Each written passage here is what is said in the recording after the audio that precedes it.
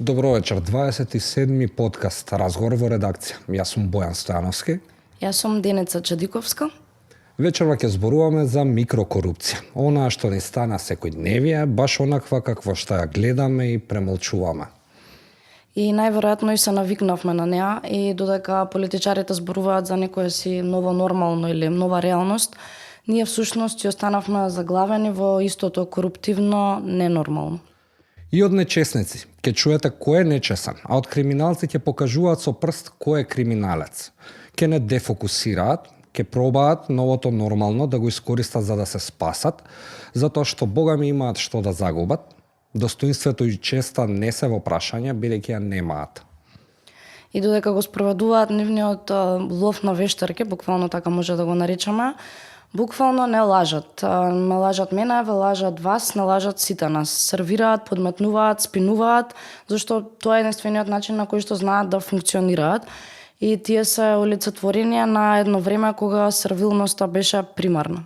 И сега овие веруваат дека се општествено вредни и рециклирани. Не забораваат граѓаните, ги потценувате, добро паметат каква беше вашата еднократна употреба. Да, затоа одлучивме на овој подкаст да не ги дискутираме работите што се случува минатата недела, туку да се фокусираме на она што ИРЛ најдобро знае да го прави, тоа е да истражуваме корупција и да се бавиме со вистинските проблеми на граѓаните. Понекогаш тие може би личат и мали, некои дека се микропроблеми, но за оној кој се соочува со нив, тие се големи. Во првиот дел од подкастот ќе зборуваме со нашите колеги Иван Блажевски и Пелагија Стојанчова. Добро вечер. Добро вечер. Повеќе од 3 месеци трае истражувањето или повеќе од 3 месеци се посветија за да се дојде до некаква приказна каде што треба да се објасни како не треба да функционира еден систем, една локална власт, како можеби се злоупотребува законот за легализација и како очигледно сите можат да замижат при очигледни пропусти. Можете ли сега пред да продолжиме, ќе го гледаме и видеото во овој подкаст кој што го изработивте, на кратко само да ни објасните што се истражуваше како еден мал вовед во сторијата? Добро вечер.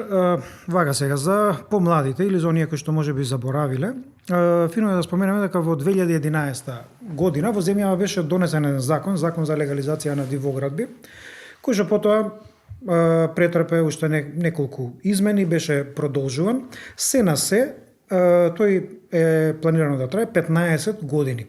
Што значи, ова што се нафативме да го истражуваме, фактички влегува во самиот финиш на овој долг процес, бидејќи токму за една година од денеска, поточно негде 5 март, 4-5 март следната година, ќе заврши овој закон, кој што во изминатите 15 години доста беше дебатиран, пред се негативно, но за некои донесе и позитивни разврски.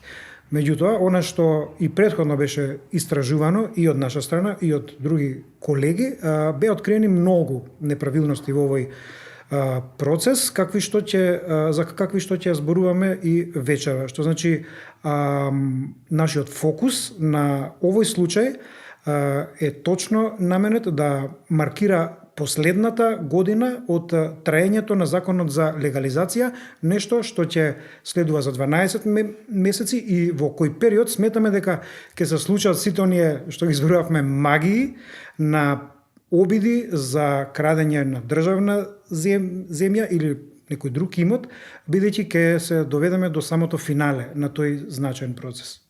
И треба да спомнеме дека овој закон беше да ги легализираат објектите посиромашните луѓе. И тие што се изградени пред 2011. Но како што овие 3 месеци го правевме истражувањето, видовме дека иако почнало како барање за легализација на наводен објект што изграден пред 2011, се што направивме потоа таму до пред неполна година немало објект. Добро, кога зборуваме и ги начнавме темите, посебно законот за легализација кој неколку пати беше продолжуван низ овие сиве години од 2011 и се продолжуваше неговиот рок и важност, и дадовме мал контекст на приказната која работиме, мислам дека би ги интересирало оние што не гледаат и слушаат, како дојдовме до темата.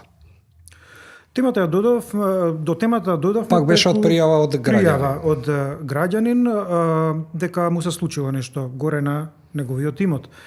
Велеше дека има имот кој што го купил уште во времето на Југославија, значи на распадот на Југославија, точната година е 87, каде што лани добива пријава дека некој си изградил куќа. Зборуваме за Попова шапка.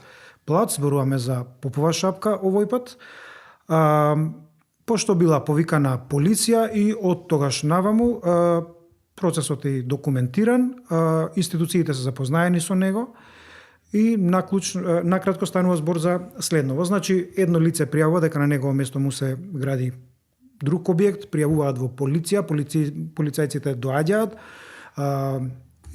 разговараат со определени лица кои што ги стекнуваат на лице место, се изготвува записник и потоа почнува еден процес. Откако дознавме за ова случување, почнавме да видим, да бараме, да видиме што се случувало на овој плац, со оваа куќа и така натаму, и моравме да се вратиме дури 8 години назад, за да се расплете една голема, да речеме, новинарска сторија, која што на крајот резултира со доста нелогичности, некаде и неправилности, некаде и индиции за можни измами, па и можеби индиции за определен фалсификат во целата постапка. Значи, сето ова го земаме сега како еден фичерс во новинарството, што би се рекло, значи преку една сторија да се презентира една аномалија или еден процес кој што веројатно се користел и во минатото за да се легализираат некои објекти, а претпоставуваме дека во следната година, односно во следниве 12 месеци, кога е финалето на законот за легализација, можеби ќе се мултиплицира и можеби ќе се користи и многу повеќе, и токму затоа сметаме дека беше релевантно да се фокусираме и до детали да отидеме со овој случај. Очекувавте ли вака да се развие приказната, бидејќи на крај од еден, да речеме, еве кој што го нарековме микропроблем со локална корупција, оваа сторија покажа буквално како функционира цел еден систем. Кога почнавте, очекувавте дека ќе стигнеме до таму до кој што стигнавме, може после накратко да објасните за клучните откритија. Ние на почетокот имавме еден записник од полиција. Така тргна истражувањето. Така тргна. Моравме нели да пратиме барања за слободен пристап до информации, да ни дадат од катастар, да ни дадат од општина Тетово, ама имавме само еден записник. И сега како тргна работата? Пријавили во инспекција, во општина Тетово, го побаравме тој. Случувањата се на крајот на август. Ние на минатата година. Ние на почетокот на февруари добиваме одговор од општина Тетово, добиваме мејл во кој нема одговор. И кога веќе направиле записник, речиси 6 месеци по поднесувањето на барањето, се упативме во општина Тетово да ни го дадат да направиме увид. Сега, интересно во целата приказна, во која институција ние да се обратевме, сите велеа, ние нашево добро сме си го завршиле. Ние сме тука чисти. Ама обратете се кај следниот. Одиме во катастар, ни дават документите и викат, во сите овие документи најважен е елаборатот геодетски. Кога веќе сме тука, знаете како, тука е канцеларијата на катастар, на спротивната страна е геодетското биро кој што го направил елаборатот. Кога сме веќе тука, дај да отидеме и кај геодетот. Тој вика, јас што е до мене, добро сум направил. Ама вие да си прашате во општината. Кој ве прати? Велите, првото нешто кога рековме добар ден, ние сме тие, вие сте тие. Првиот муавет седнуваме, ќе пиете нешто, не благодарам, но се, добро. Кој ве прати? Приказната со Самарот? Да. На крајот следуваше приказна, откако веќе разгубивме некои детали, го прашавме некои работи кои што не интересира, станува збор значи за сопственикот на таа фирма. Ни рече добро де сега, значи не можете по Самарот, туку по магарето, така беше кажано. Нели што значи Не сум сте јас. нашле нешто, најдете таму има комисија за урбанизам, видете таму тие треба да утврдат некои работи. Значи во контекст на ова што го спомна Пепа, значи секој си ја искаше мувата од главата, меѓутоа никој не рече дека сосема да рече не, тука е се феноменално, тука рече не, кој ве прати или не, видете таму кај другиот што било направено и тоа после продолжи и во општина Тетово. Добро, Тату во ми суштина беше- и ќе го погледнеме тоа и во видеото, како едно убаво видео сиже на све, на целиот наш процес, како одеше и како се стигна од полицискиот документ, известувањето што нашла полицијата, па се до како е легализирана куќата.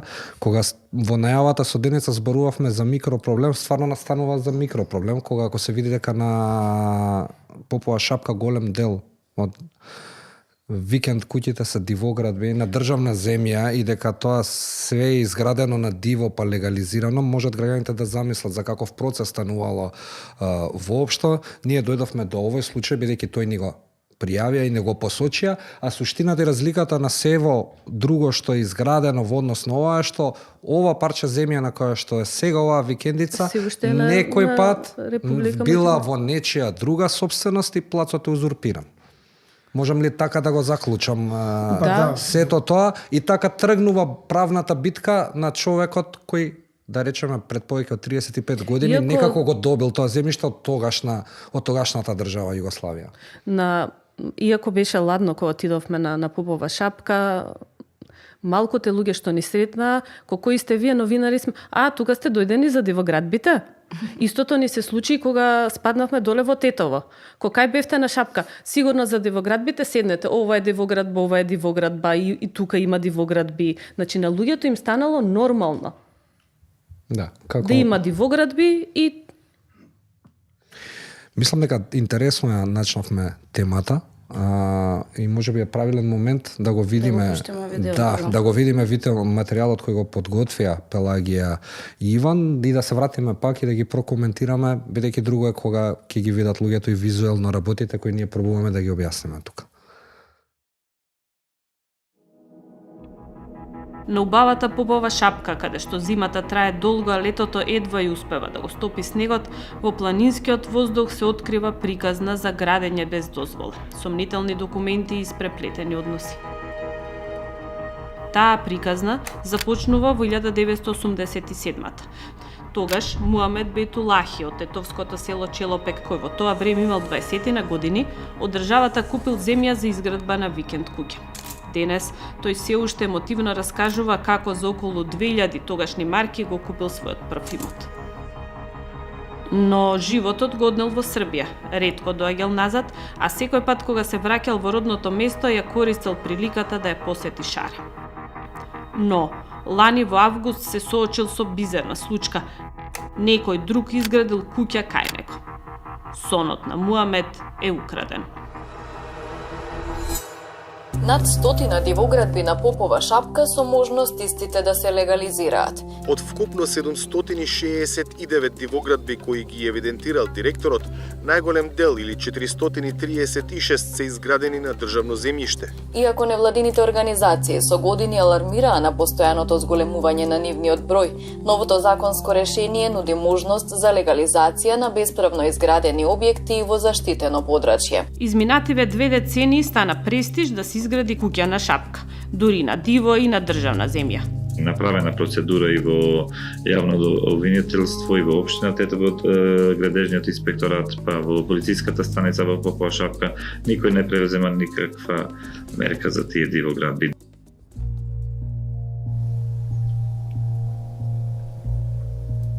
Мојот клиент Муамед Бейтулаху, 87 година, има поставено темели на ова место каде што го гледате изградениот објект. Поставил темели, направил една плоча, поставил 3 зидови од предната страна, отворен простор со цел да ги добие оние основни документи за да може во иднина да го легализира земјиштето кое што му било распределено. Горан Илиев е адвокатот кого Муамед Бейтулахи го ангажирал откако дознал дека некој го узурпирал плацот. Заедно отишле да видат што се случува на парчето земја, но наместо плоче и темели стари повеќе од 3 децении, кои Муамед ги направил, затекнале модерна куќа на која имало мајстори. Изненадени како некој може да работи без дозвола на туѓ плац, побарале мајсторите да им го викнат лицето кое гради. Доаѓа постар господин Мурсел Мурсели, кој што се представува дека е газда, и нормално нели започнува муабетот. Можеш ли да ми кажеш од каде го стекнати ова, како го доби?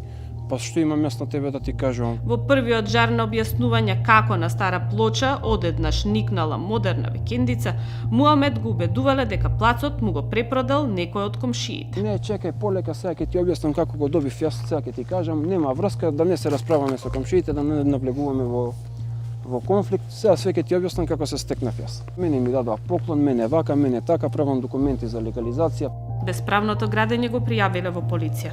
Полицајците од Попова шапка исто така биле изненадени како некој се дрзнал да узурпира туѓа земја. 7 дена по пријавата. Адвокатот добил известување од МВР. Не градел Мурсел, туку неговиот син Фатон. Но она што го изненадило адвокатот е што наместо да се утврди бесправно градење, во полицискиот документ делото е заведено како самовластие. Предпоставувам дека сакаат да го заштитат инвеститорот на начин што кривичното дело бесправно градење е кривично дело кое што се гони по службена должност од страна на државата преку јавен обвинител. Додека пак самовластие е кривично дело кое што се гони по приватна кривична тужба. Кои се Фатон и Мурсел Мурсели? Фатон му е син на Мурсел. Нивната професионална биографија во еден момент е испреплетена, исто како и минатото на викенд куќата. По професија, поранешни новинари.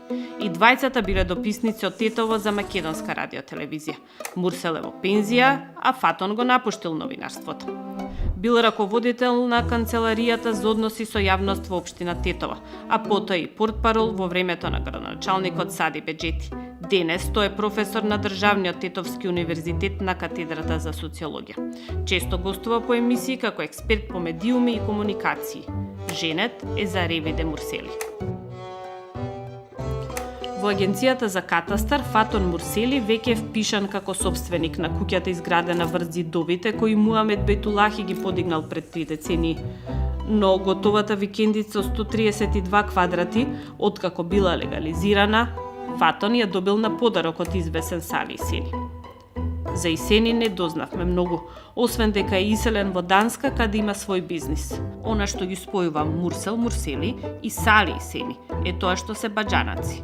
Токму Сали во 2016-та поднел барање за легализација на наводно изградената дивоградба на Шапка. Основа за тоа бил законот за легализација кој неколку пати беше продолжуван. Со барањето, но многу подосна во 2024-та, тој дал и изјава со која тврди дека објектот бил изграден пред 2011 година. На 12 јуни лани, Советот на општина Тетово изгласал да бидат легализирани повеќе дивоградби, меѓу кои и она на иселеникот во Данска. Не идеме пикане низете катат, кога се трендетите спre легализимет, лишните пропозуваат ќе се трет ден пр легализиме комисиони пр урбанизам тя шутимет вендоси ќе пр низете пр традате 2 леон те миратој пелким пр миратим, веркач пр 1 леон те миратој чандри пр мос миратим. Сопругата на Фатон, Ревиде Мурсели, е преседателка на Комисијата за урбанизам. Има и уште неколку други задолженија во општина Тетово. Добар ден, господја Мурсели, Пелагија, новинарка од ИРЛ, истражувачка репортерска лабораторија, како сте? И покрај кажаното на седницата на Советот. Таа за ИРЛ рече дека одлуките за дивоградбите не ги носи Комисијата за урбанизам, туку сосема друга комисија за легализација. Општина Тетово на 16 септември минатата година донела и официјално решение за легализација на викендицата, па во катастарот била впишана како имот на Сали Исени, но веќе следниот месец нов собственик станал Фатон Мурсели, бидејќи Исени му ја подарил. А останува да утврдиме преку постапките кои што се поведени на кој начин, како и зашто ги стекнале тие документи. Во денешно време лесно може да се утврди дали некој градел пред 2011 година, за потоа да побара легализација според закон, како што тоа го сторил Исени. Но Куќа на ова место не постоела седолани, спротивно на дадената изјава под кривична и морална одговорност на Сали Сени дека таму имало куќа пред 2011 година.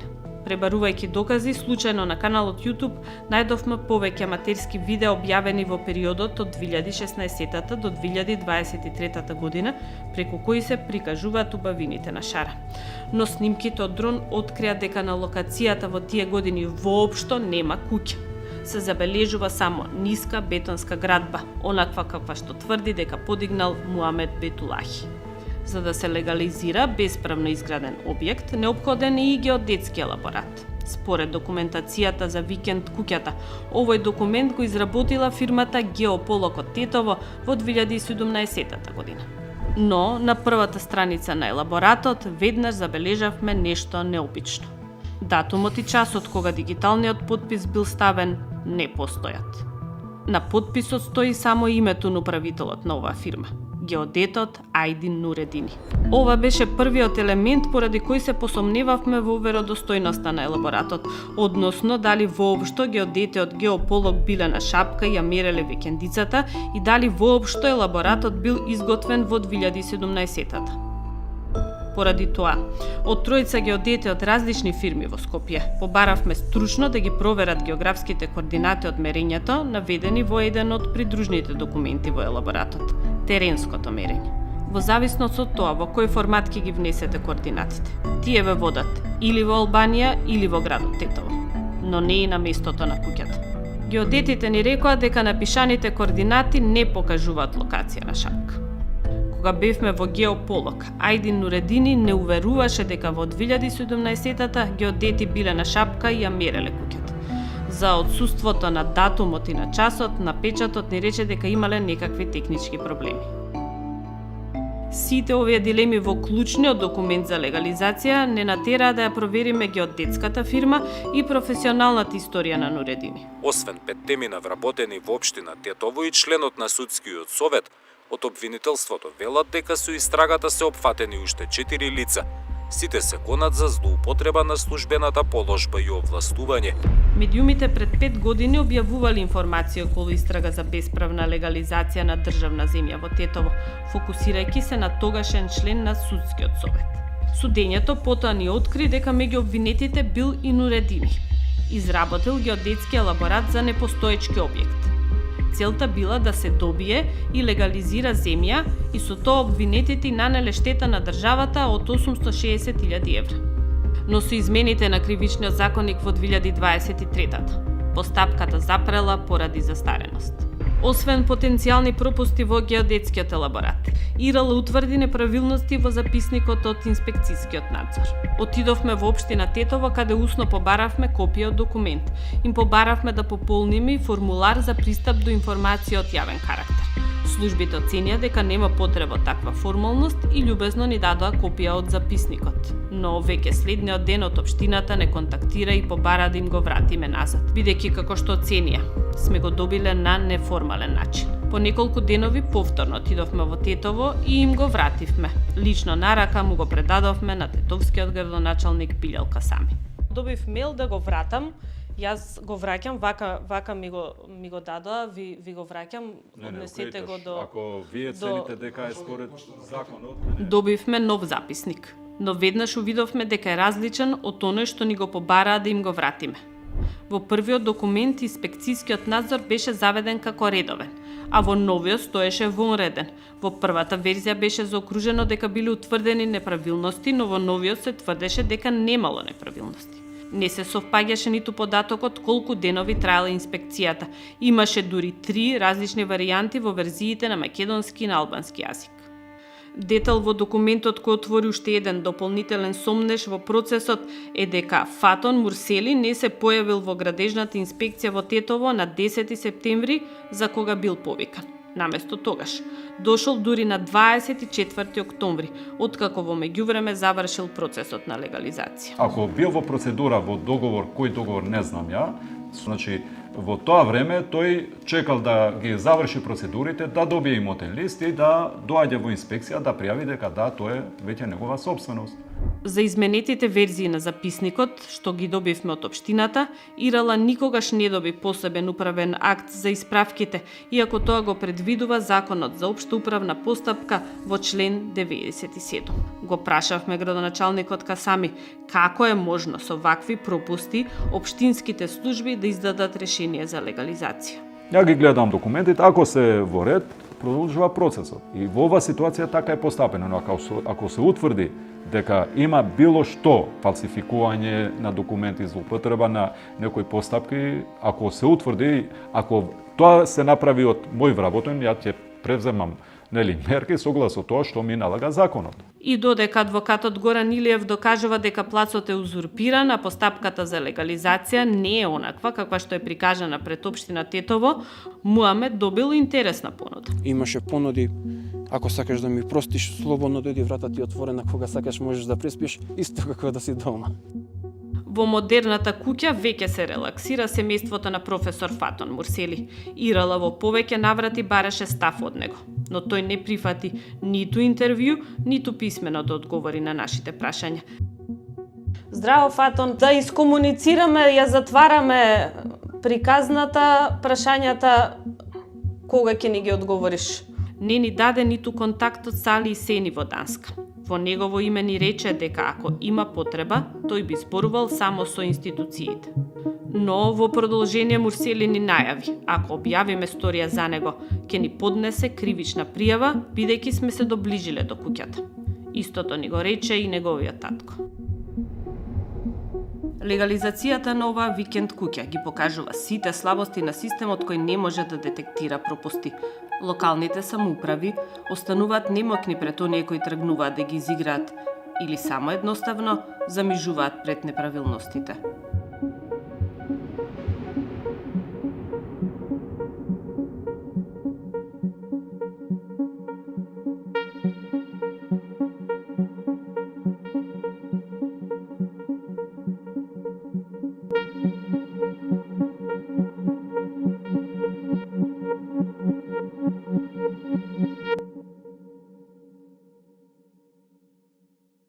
Ова е видеото, ова е сублиматот, ова е видеосторијата, она што успеавме да го документираме преку целиот процес и начинот на работа. Ако успеавме ние да дојдеме до сите овие документи, доказни материјали кои покажуваат нелегално постапување, како можеме да зборуваме за процесот за легализација воопшто дека е во согласно со законите? Значи, ова укажува дека често може да се изигра овој закон и општините да не ги добиваат точните информации. Па сега, ако тргнеме од изјавата во овој случај на градоначалникот на Тетово, а можеби ако прашаме и некои други градоначалници слично ќе ни речат, ја ова што сум го добил, ми рекле дека е се во ред, а што има внатре, тоа не знам, ќе видиме, ја ќе потпишам. Меѓутоа, сега кога веќе има докази и претходно имало случај кога на сличниот начин, значи користејќи го сличниот метод за враќање во минатото, преку видео, преку фотографија, се докажувало дека на определено место нема објект, станувало збор за објект дух, за кој што се спроведувал процес на легализација, буквално е за алармирање и не само за јавноста, туку и за судската власт и за обвинителската власт, дали е време или во колкав степен ги земаат како докази овие факти до кои што дојдовме ние. Значи, имаме најмалку 5 видеа, ако поработиме уште некој ден, мислам дека ќе најдеме уште минимум 5 или 10. И тоа ни требаше нешто многу време, за 20 на минути. А не беше не толку тешко да се провери со гледно тоа што на Google Maps, например. Ниту на Google Maps може да се врати, значи колку години сакаме да се проведе. Прво го направивме тоа со фотографиите, а потоа и со видеата. Знаеш, сигурно некој пуштил дрон и најдовме многу убави видеа. Ние 5 успеавме да... Лесно проверливо. Лесно. Не ни требаше многу време. Она што во овој случај го воведавме како нешто ново, а тоа е да се, баш ова што го споменавме, значи да се проверат координатите кои што се наведени во официјалните документи. Во овој случај, оригинални теренски мерења кои што кога ги проверивме со други геодети, рекоа дека им личат на тоа, меѓутоа не се онакви какви што вообичаено поднесуваат. Меѓутоа, кога стручно ќе се провери, тоа ни го нарекува преку аголни мерки и така натаму, во овој случај ни дадоа одговор дека во 2017 година, кога наводно се мерело горе, кога наводно била измерена токму таа куќа, таму немало куќа. Значи, и видеата ни го покажаа тоа, и снимките од Google Maps ни го покажаа тоа. Што значи, се сомневаме, се уште се сомневаме дека можеби станува збор за случај на антидатирање. Тоа треба си го утврдат понатаму институциите, доколку се интересираат за вакви случаи. Вториот елемент кој што го видовме тука на крајот, значи ова што го тврди самиот адвокат, а тоа е дека му било понудено на неговиот клиент, па добро, доаѓај тука, тоа е малтене и твоја куќа, дојди си. На еден начин имаме и потенцијално признавање на делото. Што може да се случи? Може само гостопримливи. Може, бидејќи истражувањето, мислам, има многу аспекти и текстот е долг и мислам видеото имаше многу детали, ама вака ако сумираме, можеме да кажеме дека буквално во оваа држава можеш да дојдеш да си одбереш еден плац, да си речеш јас тука сакам да имам куќа, да си ја изградиш и после тоа да ангажираш една цела спрега од институции, поединци, компании кои ќе ти помогнат да го легализираш. Евентуално. Значи и сите да одат на формалноста, а тоа е дека ги имаме шкртнато сите. Документите се тука, сега што има внатре, па сега. Го имаме целото купче, тоа е важно.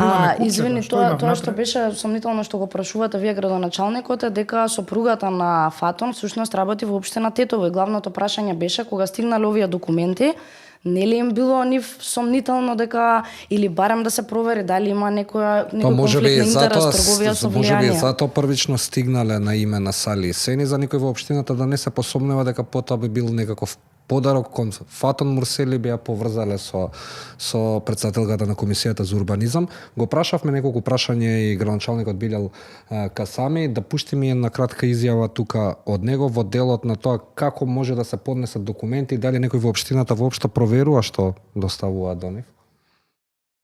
И затоа во овој процес кога јас сум легализира 2000 објекти, сега дали може некој да, протне некој може, ама во ова ситуација ја немам некоја индикација дека нешто е направено во процедура, злоупотреба.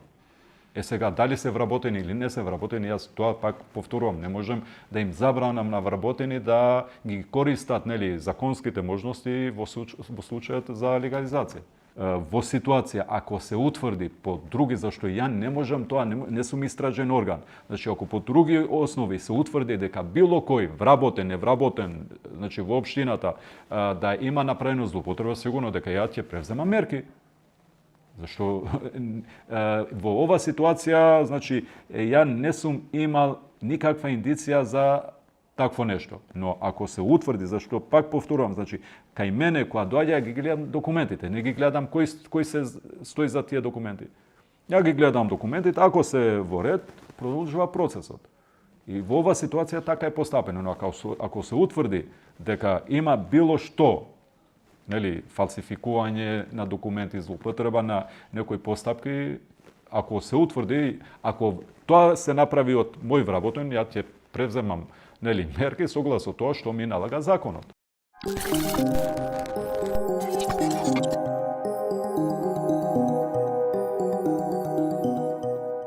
Добро, значи градоначалникот вели ако се утврди дека има било каква злоупотреба, ќе преземе мерки. Но Иван, вие пративте прашања до обвинителството, се обидовме да дознаеме колку случаи има вакви каде што граѓаните го изиграле на некој начин законот. И одговорот... Па да, бидејќи станува збор сепак за случај кој што доправа треба да се докаже нешто, доколку државата се заинтересира, ние прашавме таму колку постапки за бесправно градење се водат или завршиле и тоа ги прашавме само за минатата година, за да не се расплинуваат многу, туку за да можат да ни одговорат побрзо. Ги прашавме дали имало постапки за неправилности при процесот на легализација и на крај дали имало постапки во обвинителството во кои како осомничени се јавуваат геодети или геодетски друштва, а се во врска со процесот на легализација. Ни одговорија дека не можат да ни одговорат тоа така лесно, заради тоа што нема еден централен електронски систем каде што би можеле со неколку вкуцувања, можеби на клучни зборови или нешто да им се извади една таква статистика, меѓутоа не отфрлија дека е можно да барат, меѓутоа треба да се оди од обвинител до обвинител, од случај до случај, што е нешто што е многотрпно, мислам дека трае со месеци. И може би заради тоа што знаат дека институциите ни се тромави, и градоначалникот цело време инсистираше на тоа нека оди ова по институционален пат, па тогаш ќе одокажеме, како што беше и семејството Мурсели. Ако не прашат институциите, ние ќе кажеме нема вие што да истражувате. Иван, Пелагија, ви благодарам за обширното објаснување и презентирање на приказната и за видеоматеријалот кој го подготвивте. Во овој подкаст ќе имаме разговор во редакција во вториот дел со Невена Георгиевска, невладината ОД2. Ќе ја прашаме колку законот за легализација е добар, дали се злоупотреби, на кому најповеќе му послужи, на најсиромашните или успеа и богатите да ги легализираат своите хациенди и викенд куќи во заштитени планински подрачја.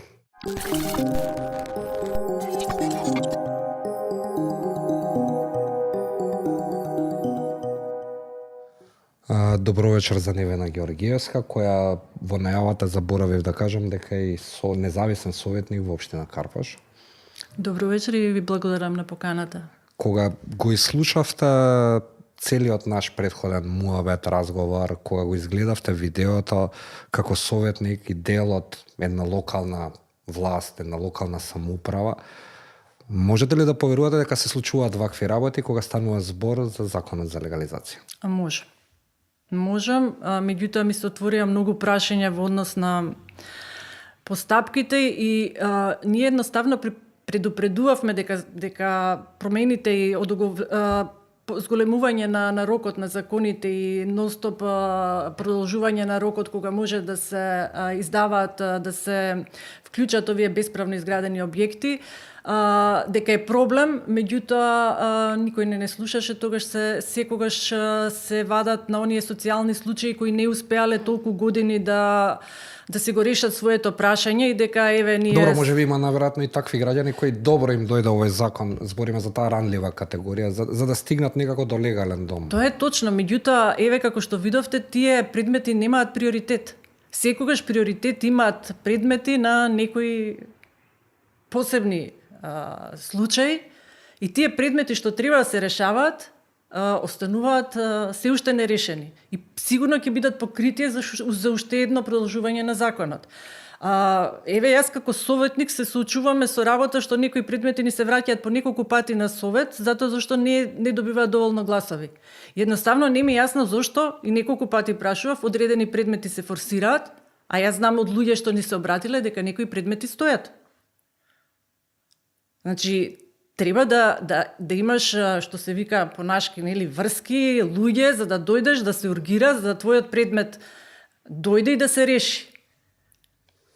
Значи, она што требаше всушност да биде помош, да речеме, за таа ранлива категорија, сега и со носење на законот за легализација на дивоградби, но и со неговото продолжување излезе дека ќе биде уште една шанса да се легализираат нечестните практики во заштитени подрачја во планински региони. Посебно во заштитени подрачја, затоа зашто гледаме во последните години, јас често идам преку Маврово, значи гледаме колку Маврово се гради. Еве вие го имате случајот со Попова шапка, Леуново знаеме, а ние во општина го имавме и случајот со еве тоа што ни се враќаат неколку пати. Имаме одлуки што треба како совет да ги донесеме за вклопување во идна планска програма на неколку вакви бесправно изградени објекти.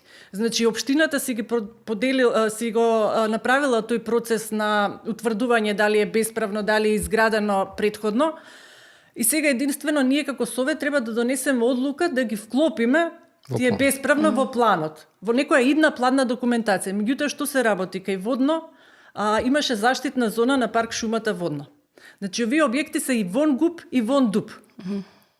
И сега бараат од нас да донесеме одлука, да ги вклопиме во некоја идна планска, едноставно да им ги дадеме сите права на правно изградени објекти, да ги добијат сите потребни привилегии што би требало општината да им направи пат и канализација и сето тоа, а тие не се вклопуваат во ниедна документација, нити имаме ГУП за тој дел, тоа е вон подрачјето. Сега со новиот закон за заштита на водно малце е покрена таа зона и сега тие доаѓаат во сива зона. И тука како што гледаме, има повеќе такви објекти. Значи јас како советник прво бев изненадена, мислам искрено и не сум толку изненадена како работат советите. Кога ќе ни дојдат вакви некои случаи, јас на Google отварам и ги проверувам. Дали на 2011 има нели опција Google Earth, дали било изградено или не. И најстрашно е што наидуваме кога ќе излеземе да дискутираме, наидуваме на еден отпор и од повеќето советници и од стручните служби, кои сме ние да проверуваме. Тие се стручни за тоа. А не проверуваат. Да, дури и последниот пат на една координација ми цитираа закон и ми тврдат, значи архитекти, што значи законот, дека советот само ги потврдува. Значи не треба советот тука нешто да гласа кога стручна комисија ги поминала. И секогаш се повикуваат на тоа стручна служба. А ние имаме случаи од стручна служба кога имавме корупција. Значи, и тоа пак ние ја пријавивме таа можност за корупција за онаа зграда што е кај Мак Петрол, кога председателот на комисијата што даде позитивно мислење беше и директор на конзерваторскиот центар. И претходно се сеќавам на тој случај и вашите реакции. Се соочивте со закани после тоа? Да, јас лично имав закана по телефон дека ќе ми ја силуваат ќерката ако не прекинам да зборам и да настојуваме да се реши институцијално тој проблем со зградата. Значи, ние имавме покренато да сите институции и прашања, и подсетувања, и барања и до Министерство за култура, и до Министерство за транспорт и врски, и до општината баравме дали имаат одговори. Така да, самото тоа прашање, едно како советници и како граѓани на општина Карпош, на нив им значи дека тоа е на некој начин пресија што им правиме. И така излегува на крај со соопштение дека по големиот притисок кој ние сме им го вршиле, излезе дека стручната служба правилно работела. Да, и активистите и новинарите сите се соочуваат, секој што нешто има да каже, се соочуваат со истите закани. А од друга страна, еве ова што го спомнавте, дека рекле дека не треба вие да проверувате, истото го слушнаме сега и од градоначалникот, дека не е негова должност да провери кој стои за документите, он само добива документи, треба или да го одобри или да не го одобри. Тоа е многу страшно како нашите градоначалник или одговорни на одредени служби сметаат дека нема он зашто тоа да го проверува. Од друга страна, ако се најде проблемот или неправилно работење од неговите луѓе, само ќе им додели нели отказ или нешто дисциплинска, може и ќе го префрлат, имаме и такви случаи, ќе ги префрлат од една институција во друга институција и проблемот е решен. Меѓутоа, не се сваќаат одговорноста на функцијата која имаат. Значи, едноставно, ти ако твоите вработени работат против законот и еве кога имало први индиции, не го испиташ самиот, него чекаш тоа да се случува. Значи, самиот проблем посочува на тоа дека сигурно има и други случаи. Значи, требало да се направи ревизија на се што е издадено до тогаш. Затоа ние во најавата кога зборувавме дека станува збор за микропроблем, кој најверојатно се случува на макро ниво низ цела Македонија кога станува процесот на легализација, ја поставивме и тезата, значи секој може да поднесе до општина, не зборуваме конкретно сега за Тетово, најверојатно и до сите општини, документација онака како што рече Деница, ќе ја подготват геодети, ќе ја прегледаат стручните служби, ќе се докажат они со една изјава дадена на нотар под морална и кривична одговорност дека граделе пред 3 март 2011 година. Не е тука во државата. И на крај вие советниците ќе го потврдите тоа со одлука на совет и целосно да речеме општината некако чиста, на крај ќе речат па советот го изгласа. Точно, а советникот не одговара за своето гласење или за изнесено мислење и све останува на таа морална одговорност. Колку и да не сакаме во вакви случаи да речеме дека се тргувала со влијание кога сопругата работи во некаква комисија за урбанизам, ворете да се сомневаме дали целиот процес бил онаков каков што треба да биде. Во тој контекст предлагам, пред да се вратиме и да продолжиме повторно на муавето, да чуеме уште една куса изјава на градоначалникот Билјал Касами за тоа кој, како и дали има некаков повластен третман во општината. Нема третман, било кој, повластен третман. Сега, ако има било што злоупотреба, затоа викам, значи, тој требало да фалсификува или да злоупотребува, нели, да фалсификува документи за да го тера процес, зашто пред мене нема некој документ, некоја процедура да му фали, па да дојде кај мене да вика ај ова да го протнеме и за да го затвориме како предмет. Тоа според мене е влијание на администратор. Инаку само за тоа што е вработен, ја да му кажам извини ти си вработен тука па не ти легализирам, мислам дека тоа не ми е мене зашто нели ни праведно ни правно немам основа ја да му кажам ти си вработен, нема да ти легализирам. Било што друго, тоа е веќе друга процедура, друга постапка. Дали ме загрижува веќе кога се збори за општина Тетово, затоа што ние се обидуваме процедурите да ги тераме по закон. И ако веќе се спомнува некоја ваква постапка, сигурно дека ме загрижува. Јас затоа сакав да го расчистиме ова, да видам дали има нешто што ја не знам во целата постапка. Значи, ја досега веќе сум се заинтересирал, не сум утврдил дека има нешто што не е според тоа документите што ги имаме сега. Тоа викам, ја не можам да утврдам некои документи дали се вистинити или не. Тоа е веќе друга процедура и тоа друг орган може да утврди дали некои документи се вистинити или не.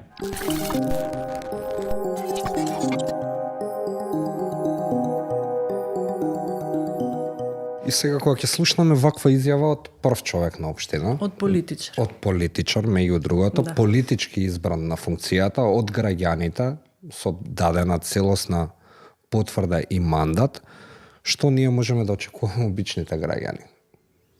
Значи, страшно е тоа што се случува. Буквално на моменти се прашуваш дали сум ја нормален овдека, што нешто пробувам да сменам, а тие те гледаат тебе да не си баш нормален, што некои работи се толку она ненормалното станало нормално. Кој си ти едноставно да сега да менуваш нешто или буквално смеење, не дај Боже да прашуваш, не сме дошле ние така ни викаат на совет, не сме дошле тука тебе да те слушаме. Значи тука сме да изгласаме тоа што треба да се изгласи, да си одиме дома. А што гласаме, како гласаме, дали кршиме закони, тоа стручните служби знаат. Едноставно зошто ни е совет тогаш? Зошто ни се совет, зошто... Се согласувате ли дека советите стана гласички машини и проформа институции? Советите, мислам дека скоро од секогаш биле гласачка една проформа, поддршка на градоначалникот, и сега се случува она кога нема доволно гласови, и мислам дека има големо влијание тоа што сме ние како независни кандидати, па не ги знаеме тие партиските нати го дај ми го или договори како и да идат. И она што ни беше најглавно во целата кампања беше транспарентно, зашто ние како граѓани она што не сме го добивале и кога не успеавме овие години од партиите да го добиеме, затоа и влеговме во институциите за да едноставно мислевме дека ќе ги покренеме тие процеси некако поактивно да бидат и поблиску до граѓаните, и едноставно мислам уште толку беше демотивирачки кога видовме што се случува и на што се сведува советот. Советот е паралелен орган на градоначалникот и тој е тој што треба да контролира. И тогаш е добро кога не е целата власт сконцентрирана и во советот и во градоначалникот на исто ниво. Тогаш се случуваат сите овие работи. Значи, продажба на градежно земјиште, јас гледав пред неколку години како било во општинава. Значи, тоа се нон-стоп, детални урбанистички планови, јавни анкети, продажба на Карапош, за да не сватат гледачите дека зборуваме може би. Значи, претпоставувам дека тоа е и во другите општини. Еве, ова што го спомнавте, значи симптоматично е што последниве години се запоседнати националните паркови и шуми. Едноставно се гради таму каде што не смееме, каде што треба да ги заштитиме шумите и она богатство што ни останува. Да, и можеби најстрашно од се што видовме до сега е дека локалната власт, како што гледаме, не може најосновните процеси да ги следи што се случуваат. Или не сака. Не сака да. И еве прашање и до двајцата. Добивте ли впечаток и од интервјуто со градоначалникот дека конфликтите на интерес некако како да се релативизираат, дека Македонија е мала земја, па затоа е сосема нормално сопругот да е инвеститор, сопругата да е вработена во одделение за планирање, свекорот да е планер? Значи, страшно е тоа што се случува, нормално така течат и сите работи и ова е случај што случајно човекот го имал тој плац, меѓутоа што е она што биле плацеви што биле на Република Македонија? Кој ќе ги пријавува тие? Никој. Значи, колку такви случаи има? И она што го изјавува градоначалникот за мене е чудно, затоа зашто кога веќе имаш индиција за еден ваков случај, треба да се направи ревизија на све што имаш претходно изработено. Значи, штом има еден проблем, сигурно има уште повеќе проблеми. Кога ќе ве прашам како граѓански активист и најверојатно и тоа е вашиот основна желба и порив да влезете во ваков политички совет каде што одлучуваат мнозинството или онаа партија која го има мнозинството во советот, престиш ли е да се изгради ваква една викенд куќа на падините на Шапка која е прогласена како национален парк? Вреди ли се во ова што го видовме да се направи за да се дојдат до 100 квадрати? Не, за мене како човек и како активист најважно ми е она чист образ да имаш. Меѓутоа, кај нас све се мери по материјалното. Дури и она стекнато право што го ставија над све во закониве, значи ако се исцрта нешто во детален урбанистички план, на било кој начин да било изгласано или добиено, тој добива право на стекнато право. Значи, тоа стекнато право не вложил ништо, него некој планер го исцртал и он има стекнато право и ги добива случаите на судеви и судевите носат одлуки да се државата да му исплаќа одредени суми врз основа на тоа стекнато право што нити вложил средства во тоа стекнато, мислам, право, нити па нешто било изградено. Така да едноставно во државата се вреднува кај нас она материјалното и оние што имаат големи богатства има се во предност, значи и во однос на решавање на вакви случаи и во однос на заштита од прогон. Точно, заштита од прогон и едноставно и судскиот систем ги штити. Лично би тргнале во ваков процес за да некој пат можеби имате викенд место за релаксација? Да тргнете во ваков концепт? Тоа е сериозен процес. Бидејќи вака кога пробавме ние да го објасниме, ни се виде како добро испланирана стратегија како да се стигне до... Добро, не размислуваат од друга насока дека со тоа граѓање на Шапка ја уништуваат шумата и дека утре тоа ќе биде проблем едноставно со свечилишта што би дошле од поплави, од она што се случува со климатските промени. Луѓето едноставно не размислуваат така. Тоа е некој престиж да си има нели викендица или она што го гледа. Да не зборуваме дека улиците се калливи, асфалтот е искршен. Исто во Маврово она што се случува. Се гради буквално до патот. А патот е еден ист мал. Значи, никој не размислува што кога тие луѓе, сите тие викендаши ќе дојдат. Како ќе си идам јас до Скопје? Да, тоа се случи зимова. Да. 7 часа во кола сите кога помина. Буки, да се вратиме малку на конфликтот на интерес, бидејќи ти беше на интервјуто со градоначалникот. Кое беше главното објаснување зошто они не гледаат дека тука можеби постоело конфликт на интерес врска со сопругата на Фатон? Па мене секогаш ми се интересни да речам објаснувањата на политичарите кога ќе ги прашаш, па мислиме тука дека има конфликт на интерес, можеби се тргувало со влијание и секогаш нивниот одговор е дека согласно процедурите на општината, согласно законот, наши вработени па имаат право да легализираат, па тој или таа се иземал во конкретното одлучување, не се иземал.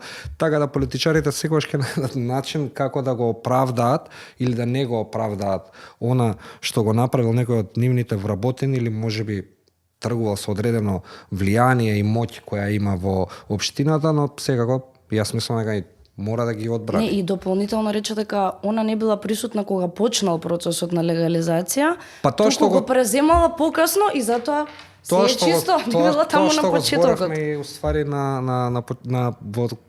во целиот подкаст дека можеби тоа е смислениот план некој друг да започне барањето за легализација и потоа куќата да се подари таму кај што треба, за можеби да нема конфликт на интерес. И тоа што го кажа со одговорноста, дека не разбираат својата лична одговорност во целото ово.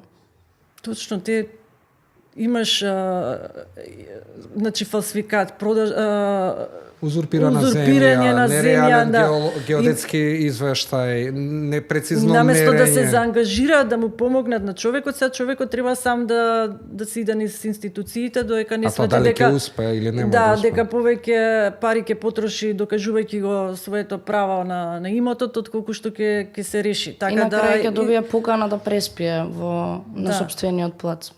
Секогаш го бираат тоа институционалното, знаејќи дека се бавни институциите и треба да имаш и време и пари за да го изодиш тој цел пат. И едноставно и времето и она што го губиш дел од животот, слободното време, одејќи по овакви, добивајќи некои непотребни нервози, дали вреди све тоа? Едноставно луѓето се демотивираат и многу од овие случаи мислам остануваат вака нерешени. Пред да завршиме, бидејќи сме при крај, ќе ве демотивирали независните? Сето ова што се случува, зголемениот праг за собирање потписи за да се учествува евентуално на следните локални избори и сето ова што го видовте изминативе 4 години во тој политички циркус наречен Совет? А и фактот дека сте премногу малку за да направите некоја вистинска промена? Малку сме, меѓутоа мислам дека имавме доста влијание. Во однос на тоа што ги изнесуваме работите, како се, и немаме буквално, према ни една партија, ако некој изгреши, тука ние изнесуваме тоа што биднало или како гласале кога сметаме дека не е во ред. Има влијание. Мислам дека, јас ќе ви кажам дека фокусот ни беше токму урбанизмот кога влеговме во Советот, бидејќи некако и активизмов и здрава животна средина ни беше поврзано со урбанизмот. Мислам дека нема советник во општина Карпа сега што не знае што се линиски центри. Значи, од толку прашување и зборење, мислам дека повеќето и почнаа да се интересираат и некои научи, има, се да не зборам, не се сите и стручни служби, мислам, има луѓе професионалци што се работат работата, меѓутоа има и такви што едноставно се исплашени или знаат дека треба да работат онака како што им е кажано, а не сваќаат дека буквално целиот товар се сведува, ќе се урне на нив. Еве, градоначалникот не сум јас крив, они ми го донеле, тие го дале на некој пониско во службата, на некој службеник, на крај најмалку што е тоа, најмалку што бил најнезаштитен, најмалата алка, ќе го сноси товарот, а не тие што се над него што имаат поголема одговорност. Тоа е страшното кај нас. И секогаш ваквите мали ликови може некој ќе бидете, да речам, жртвено јагне, во име на правдата. Системот ќе си продолжи да се функционира во интерес на тие што не треба. Значи, чим малку луѓе може да направат разлика, да сте повеќе во иднина, веројатно може и многу по... Јас се надевам, наше е да излеземе, сега останатото е на граѓаните. Ние сме чисти пред себе, дека стварно се потрудивме да направиме што можеме и да им го објасниме тоа на граѓаните, останува сега на граѓаните тоа кои ќе дојдат избори. Ви благодарам за тоа што прифативте да бидете дел од разговор во редакција. Се надевам дека пробавме да покажеме како функционира системот, кои се маните, какви се процесите.